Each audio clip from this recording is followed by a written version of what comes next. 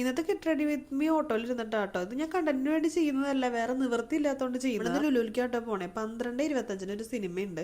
വീടിന്റെ തൊട്ടടുത്താണ് ലുലു. അതായത് 2.6 കിലോമീറ്ററേ ദൂരമുള്ളൂ. അത് മാത്രമല്ല, എപ്പോൾ വേണേലും ബുക്ക് ചെയ്ത് കഴിഞ്ഞിട്ടുണ്ടെങ്കിൽ 2-3 മിനിറ്റിൽ ഊബറും എത്താറുണ്ട്. അപ്പം അതിൻ്റെ ഒരു ധൈര്യത്തിൽ ഞാനിരുന്നു.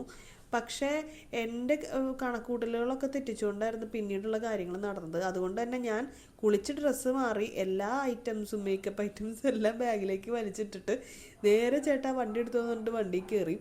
അപ്പം മുടിയൊന്നും ഉണങ്ങിയിട്ട് പോലും ഉണ്ടായിരുന്നില്ല.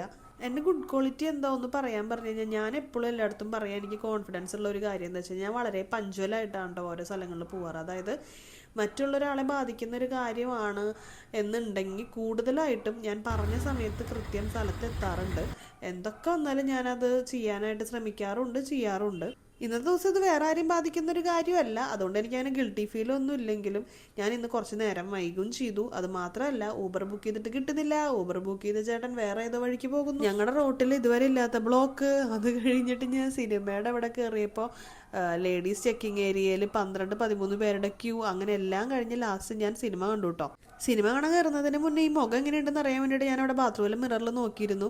എൻ്റെ ദേവിയെ എന്നുള്ളൊരു എക്സ്പ്രഷനാണ് എനിക്ക് പുറത്തേക്ക് വന്നത്. കാരണം ഗിൽറ്റൊക്കെ ഭയങ്കരമായിട്ട് ഗ്ലിറ്റേഴ്സ് നമ്മുടെ ലിഡിലുണ്ടായിരുന്നു. അതായത് ഞാൻ എവിടെയോ ഒന്നും നോക്കാതെയാണ് ഐഷാഡോ ഇട്ടത്. ഐഷാഡോ കുറച്ച് ഗ്ലിറ്റർ ഉള്ളതായിരുന്നു. അപ്പോൾ അത് ഇച്ചിരി പണി കിട്ടി. പക്ഷേ എപ്പോഴും നമ്മൾ ഭയങ്കര മിനിമലായിട്ട് ഒരുങ്ങണം എന്നുള്ളതിൽ ഞാൻ വിശ്വസിക്കുന്നില്ല. ഇടയ്ക്കൊക്കെ കുറച്ച് മാക്സിമത്തിൽ നമുക്ക് ഒരുങ്ങാന്നേ. കുളിച്ചിറങ്ങിയിട്ടാണെങ്കിലും നല്ല വിയർത്ത് ഞാൻ പിണ്ടിയായി.